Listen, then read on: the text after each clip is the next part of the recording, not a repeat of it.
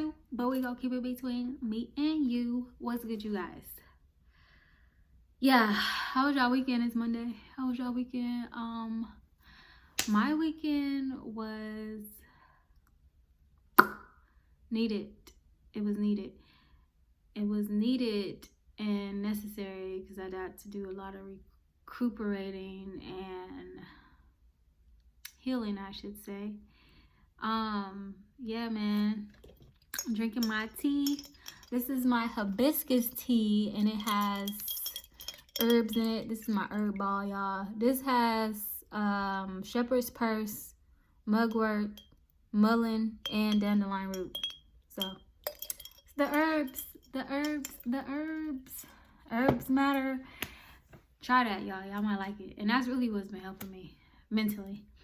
So story time. I'm gonna open up to you guys because I have finally addressed a lot of things within myself, and I have been, I guess, healing through it. But long story short, it's been 29 years since my dad died, and something was on my face. It's been 29 years since my dad died, and I was not prepared for how much grief I had been carrying with me. I didn't know that I had been carrying so much grief, and it explains my entire life up until now.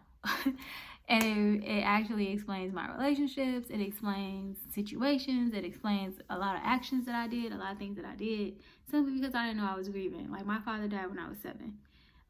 He was the first person that actually taught me love, and I held on to that for a long time, and that's how I love. Like, he was my first love language, if that is something.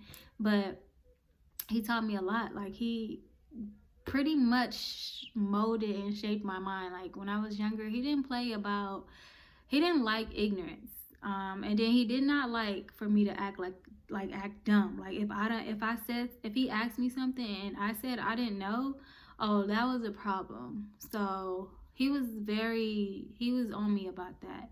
He actually introduced me to the Bible and the Quran, and I learned that.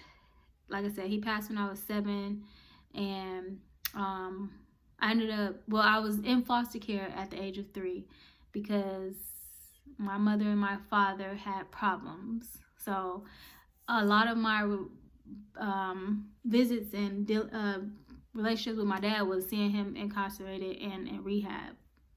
So that's pretty much how our relationship was. But he was out. Like, he got out, and I think that was the last year that I seen him, that he got out. And I have a relationship with people on my father's side. Like, I have a relationship with my grandmother, which is his mother, and I have a relationship with my cousins on my father's side. So it's not like a big issue, but the separation from my family in general, like my father's bloodline, all that type of stuff, I think that played a big part on my upcoming, because pretty much I ended up parenting myself at like a young age. I do remember what it felt like when I found out that he had died, because what's so crazy was, like, the day before he actually came to visit me, and because it wasn't a visit that was set up through the case managers or whatever, I couldn't see him. My adopted mom wouldn't allow me to see him. And then I want to say maybe the next day or maybe a week later, he passed away. And I remember getting that information, and I remember forcing myself to cry. Like, I was 7, and I had to force myself to cry because, of course, at 7, how do you understand death? You don't understand death. You don't understand somebody leaving and never coming back. You don't understand that. So I feel like with life, it just kind of numbed that. Like, since I lost him, and I had to grow up knowing that he was gone, I felt a void. Like, like that void is still there to this day. And that's, I think, what led me, because in my younger years, I was rebellious as hell. Like, I was a troublemaker. Like, after he passed, oh, I was bad as fuck. I was, about all the way up till, like I said, I ended up becoming a teenage mom because of my rebellion. You know what I'm saying? Because I was looking for love. I was looking for my father. I was looking for love. I didn't know. You know what I'm saying? You don't know these things because they're not addressed. And like, that's another thing in our community. Like, we don't, like, black folks, we don't go through a healing process. We just kind of adapt and keep moving through life, and we hold on to so much pain, and we suffer for a very long time because we're holding on to so much pain. It's already bad enough that you have America constantly showing us that we come from slavery, and then the things that we go through by being in this country, and then the personal things that we go through, and you can't express it. Like, there's no expression. And however, for the black woman, she gotta be strong through it all. And I'm tired of being strong. I'm tired of being the one to carry the weight of everything. I'm tired of being the one that has to show up without any emotion because I gotta be strong. So I'm being a damsel in distress from now. But I had to address all of that in order to understand, like, that's a curse, and that's a trait that we pass down to women, and that's not healthy. Like, us, like, our minds, yeah, women minds, black women mind is strong, okay? Because it's built that way. You know, some of us do kind of lose ourselves, but I can say through my struggles and then becoming a mom at 17 and taking care of my kids, yeah, a lot of emotions was suppressed because according to the world, we got to show up. We can't have no attitude. We can't have meltdowns. We can't have bad days. And you just think about it. Like, here I am, 35. I'll be 36 at the end of this month. And I had to go through so much to get my mind right. You know what I'm saying? That's why I say my past is my past. Like, my old life is my old life. I no longer exist in that life. So if you knew me then, you don't know me now. And I mean that. Because all of those relationships was strictly, seriously trauma bonds. Like, based off of the things that I went through, they were trauma bonds. So I been on my healing journey. I've been on my healing journey since 2017 when a lot of things started to unfold. So my, like, outcome is this. Like, I'm not completely healed. I'm still working on myself, but it's like, dang, it's like starting all over. Like, who am I almost? Because I have been working on my toxic traits. I have been healing. In that book that I showed you guys last week, it really helps you understand. Like, if y'all are on a self journey or a healing journey, or just, you know, if y'all are coming to two with like how the world is and how your reality is mentally, then y'all should start reading books. Like, self-help books is the area that I go to at Barnes and Nobles, the self-help books, because like I said, those books are typically written by therapists or doctors and stuff like that. I don't have money for therapy, so I ain't going. Now, when I was younger and my father passed, they did put me in therapy, but that shit was just, that was some other stuff. Now, I'm going to go ahead and fast forward this to 2017. Like I told you, I started my healing journey in 2017. What led me to start my healing journey and search for my soul was when I went to the doctor. Now, 2017, now I'm already a mom. Shit, I've been a mom since 2003, 2004. So 2017, I got my kids. At this time, I got 3 kids, you know what I'm saying? And I go to the doctor, and I was on birth control, so I was on the IUD. So with the IUD, the Paragard IUD, you do have to do your annuals, but they also want you to come at least every 6 months. So twice a year, they want you to come. So this was my annual. I had been on this birth control. My youngest son was born in 2008, so I had been on this birth control. This IUD Paragard is a 10-year birth control. So 2007 was when I had to go back and kind of get it switched out because it was a 10-year. But I don't know how they do their calendar, because I was thinking I was going to have to get it taken out in 2018, but I actually got it taken out in 2017, so it don't matter. And then I got a new one, you know what I'm saying? But anyways, yeah, I went to the doctor, and at that time, my doctor, she was like, well, you know, they do a series of questions and all this type of stuff. And she asked me, because she was concerned about my weight, because my weight fluctuates a lot. And when I had my youngest child, he was 10 pounds, and I had ended up getting diagnosed with gestational diabetes. But after I had him, I ended up like losing like 20 pounds, but like I said, it kept fluctuating and stuff, right? So she asked me, what is my daily routine like, and what do I do throughout the routine? Because like it don't make sense that I like gain weight, lose weight, gain weight. Like, what is that? She wants to know what's the problem of it. She said it sounds like it's more of a hormonal situation.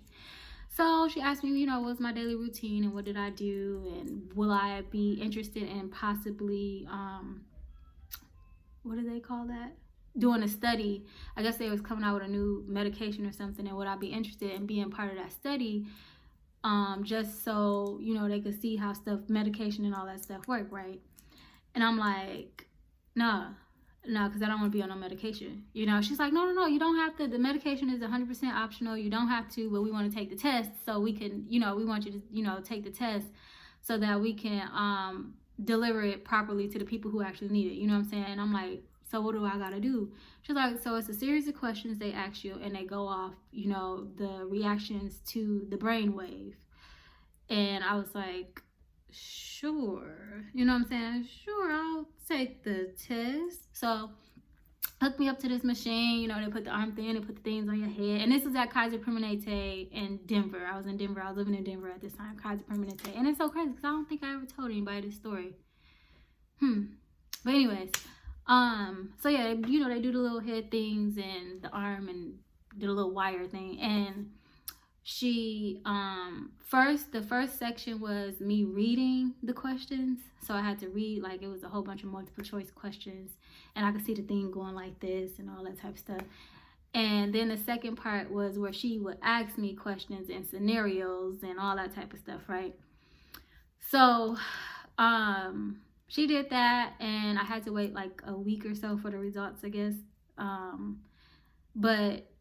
She gave me when I went in for the results, she was like, yeah. She was like, yeah, it's true. I was like, what's true? She said, y'all powerful. She said, y'all are powerful. She said, now my doctor was from New York, and she was Russian, and her accent was so thick. And the reason why I liked her, because she was real. She told me some stuff. Yeah, man, this is a fucked up country, man. Like, it's bad. But anyways, we built a very good bond, so I appreciate her for that. Dr. Pulowski. Thank you, Dr. Pulowski. So yeah, she actually moved back to New York. But yeah, so she was like, y'all are powerful. And I'm like, I'm oblivious, because I'm like, I don't know what you talking about. She said, honey, you are beyond stressed out. She's like, she said, you're borderline bipolar.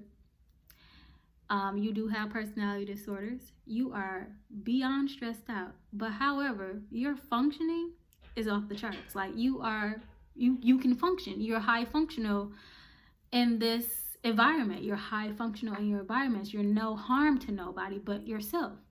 And she explained the ups and downs. Remember I was telling y'all, like, the little ups and downs. She explained the colors. It was like red, blue, green, and I think yellow or something, or orange or something. And a lot of my colors were green, but certain questions was red. So it was like my chart was, so green is high functioning, red is stress. I can't remember it 100%. I don't, but I just do know, I do remember those. And those were the two that was fluctuating big time on my test scores. And she's like, okay, you do have, like I told you, this is all about you guys, you know, this is all about you taking the test, if you want to take the medicine or not, if you want to help it. She said, so she asked me, she said, what do you do for stress? I was like, I don't recognize it. She said, that explains a lot. You don't recognize it, but your body recognizes it. And that's why you're fluctuating your weight, because when you're stressed out, you're gaining weight. Do you find yourself eating a lot around certain times or situations? And I'm like, yes and no. But the thing is, like I said, I don't recognize stress within myself mentally I do now because I had to work on myself. But at that time, I didn't recognize stress. So I wasn't even 100% sure when I'll be binge eating. Like, I was not paying attention to myself for that, because at that time I'm hanging out, going out with my friends. We always linking up and eating and stuff. I'm cooking at home and eating and stuff. You know, all that. We always, some was surrounded around food, and plus I'm a tourist. We like food. So, you know what I'm saying? I did not notice that. But I do know that I had an unhealthy relationship with food, because I still have that. Like, I'm a snack eater. I binge a lot on snacks. So I was able to recognize that just recently. Anyways, so yeah, and bottom line, all of that I say is because I have been holding on to the loss of my father. And over the weekend, I was meditating and reflecting on a conversation that I had, and it all just came out. Like, I bust out in tears. I was crying, sobbing for hours. I had to journal, I had to write it all out, and I was sobbing for hours, and I just kept saying, I want my dad, I want my dad, I want my dad. And I'm like, it didn't feel like me. It felt like an out-of-body experience, to be honest. And that was the little girl in me that lost her dad 29 years ago. And the point of this is, like, if y'all don't pay attention to yourself and really understand how much the body holds based off of what's put on us, projected on us, you know, told to us, what our mind carries, you are living a silent death. Like, you're your own enemy. Like, your mind goes against the body. And I brought up all of that because we are high functioning in such a detrimental time. Like, this has been carried on for generation to generation, the mindset of the Black woman. Like, you watched your grandparents go through it. You watched your grandfather be a bigamist, and your grandmother stay. You know what I'm saying? You watch so much, and we harbor so much. And it's like, that's not a good life to live. Like, everyone deserves freedom, mentally, I should say. So why not have it? Like, why not continue to live for it? Why not figure out where you really, like, why not live up to your true self in life? Like, regardless of what others have to say, why not? Because when you go through that, like what I went through, it created a horrible pattern. I became an empath. I was a people pleaser. I was abused. I was used. I was in fights. I was, you know what I'm saying? I was dark on the inside. And whole time it was because I was holding on to grief. Like, I was holding on to that, and I did not know, because I had to grow up with it. You know what I'm saying? Like, I grew up with that in me, being that I didn't know how to address it as a little girl.